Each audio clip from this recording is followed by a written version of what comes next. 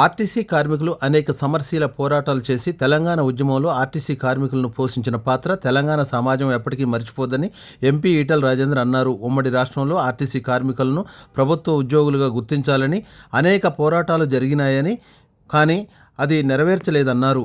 2023లో ఆనాటి ప్రభుత్వం ఆర్టీసీ కార్మికులను ప్రభుత్వం ఉద్యోగులుగా గుర్తిస్తూ జీవో విడుదల చేసిందన్నారు. ప్రస్తుత ప్రభుత్వం ఎన్నికల ముందు మేనిఫెస్టోలో ఇచ్చిన హామీని నెరవేర్చలేకపోవడంతో ఆర్టీసీ కార్మికుల సమ్మెను ఉపక్రమించారన్నారు.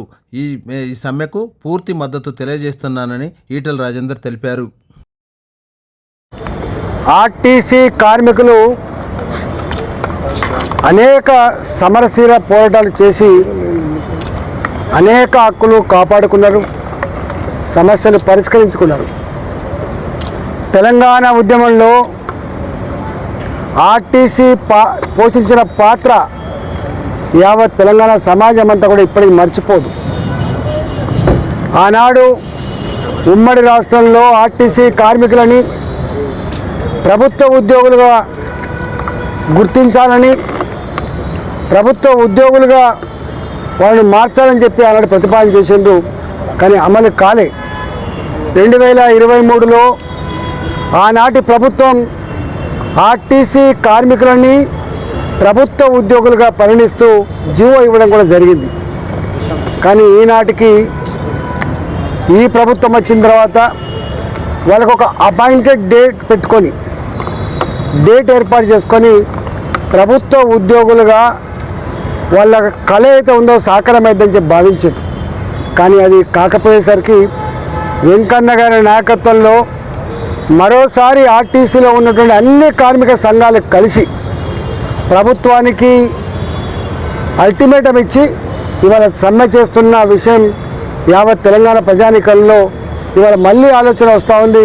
అయ్యో, ఆర్టీసీ కార్మికులంతా కూడా ప్రభుత్వ ఉద్యోగులు పరిణించింది కదా, వాళ్ళకు మంచి జీవితాలు, మంచి జీతాలు, ఉద్యోగ భద్రత దొరికింది కదా అని చెప్పి భావిస్తున్న ప్రజానికానికి మరోసారి ఈ ప్రభుత్వం చేసిన మోసం ఏందో అర్థమవుతూ ఉంది. నేను ఈ ప్రభుత్వాన్ని డిమాండ్ చేస్తూ ఉన్నా, ఆనాడు మీరు అధికారంలోకి రావడానికి అనేక రకాల హామీలు ఇచ్చిండ్రు. ఆ హామీలలో ఆర్టీసీ కార్మికులకు ఇచ్చిన హామీలు కూడా అనేకం ఉన్నాయి.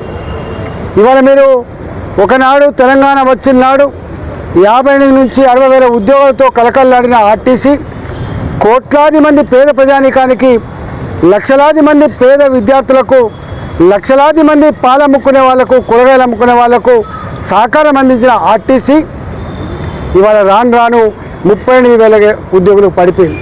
దాదాపు 20,000 ఉద్యోగాలు పోయినాయి. ఆర్టీసీ ఇవాళ పర్మనెంట్ ఉద్యోగులతో కలకలాల్సింది పోయి 38,000 ఉద్యోగులకు పడిపోయి చివరికి ఇంకొక 5-6 ఏళ్లలో ఈ ఉద్యోగులలో పోయి మొత్తం ఆర్టీసీ ప్రైవేటు పరమైనటువంటి ఆస్కారం ఉండదు.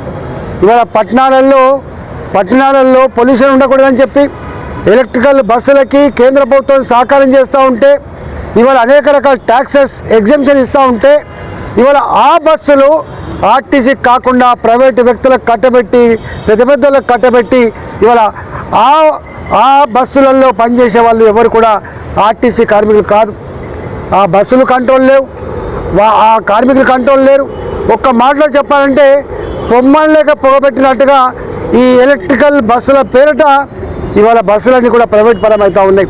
రోజు రోజుకు ఆర్టీసీ సింక్ అయిపోతూ ఉంది. కాబట్టి మొట్టమొదటిగా వాళ్ళకి ఎట్లయితే అపాయింటెడ్ డేట్ ఇచ్చి ఆర్టీసీ కార్మికులు పర్మనెంట్ చేస్తారో, ఆర్టీసీ కార్మికుల సంఖ్య తగ్గకుండా, ఆర్టీసీని ప్రైవేట్ పరం చేయకుండా ఇవాళ ఎలక్ట్రికల్ బస్సులు కూడా ప్రభుత్వం ఇచ్చే సబ్సిడీ ఆర్టీసీ తీసుకొని ఆ బస్సులన్నీ కూడా ఆర్టీసీ నడపాలని చెప్పి కూడా డిమాండ్ చేస్తూ ఉన్నాం.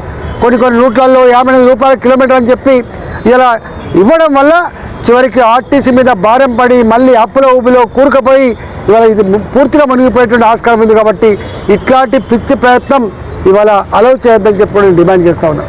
ఇవాళ దాంతోపాటుగా ఆర్టీసీ కార్మికులకు పీఆర్సీ రావాలి. నాకు తెలిసి ఇప్పటికీ 2021లో ఒక పీఆర్సీ ఉండే, ఇవాళ మళ్ళీ ఒక పీఆర్సీ ఉండే. ఇప్పటికే 2 పీఆర్సీలు రావాలి ఆర్టీసీ కార్మికులకి. కానీ ఇవాళకి కూడా దాని మీద ఒక మాట కానీ ఇక కనీసం చర్చ జరిపిన పాపాన పోలేదు. కాబట్టి ఇక పేన మీద నుంచి పొయ్యిల పడ్డట్టుగా ఆర్టీసీ కార్మికులు భావిస్తూ ఉన్న ఈ సందర్భంలో కాంగ్రెస్ ప్రభుత్వం అనేక రకాల మాటలు చెప్పి అధికారంకి వచ్చింది కాబట్టి ఆర్టీసీ కార్మికులు చేస్తున్న సమ్మె వాళ్ళ డిమాండ్ల మీద జేఏసీని పిలిపించుకొని వెంటనే ఈ సమస్య పరిష్కారం చేయాలని చెప్పి డిమాండ్ చేస్తూ ఉన్నా. ఆనాడు కేసీఆర్ కూడా సంఘాలెందుకు సమ్మెలెందుకు, సంఘాల వల్లనే సమ్మెల వల్లనే ఆర్టీసీ దివాళా తీసిందని చెప్పి ఆనాడు నంగనాచి మాటలు మాట్లాడింది. కానీ వాళ్ళ ఆనాడు ఇదే కాంగ్రెస్ పార్టీ అన్యాయం అని చెప్పింది. ఆనాడు కార్మికులు అనేక మంది గుండె పలిగి చనిపోయిన సందర్భం చూసినాం.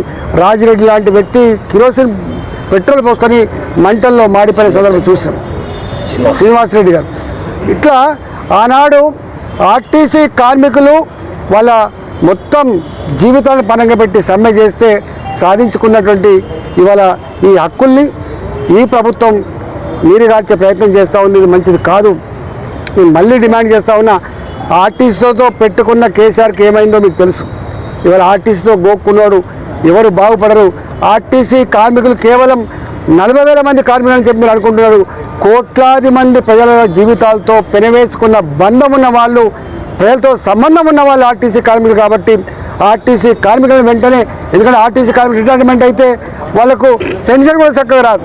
ఉద్యోగం ఉన్నంతసేపే వాళ్ళ జీవితాలు తప్ప పెన్షన్ కూడా చక్కగా లేదు. కాబట్టి ఆర్టీసీ కార్మికులు చేస్తున్న సమ్మె జేఏసీ నాయకత్వంలో వాళ్ళు ఏ డిమాండ్ అయితే పెట్టిందో తక్షణమే జేఏసీ నాయకులను పిలిపించుకొని ఈ సమస్యను వెంటనే పరిష్కరించాలని చెప్పి నేను డిమాండ్ చేస్తా ఉన్నాను.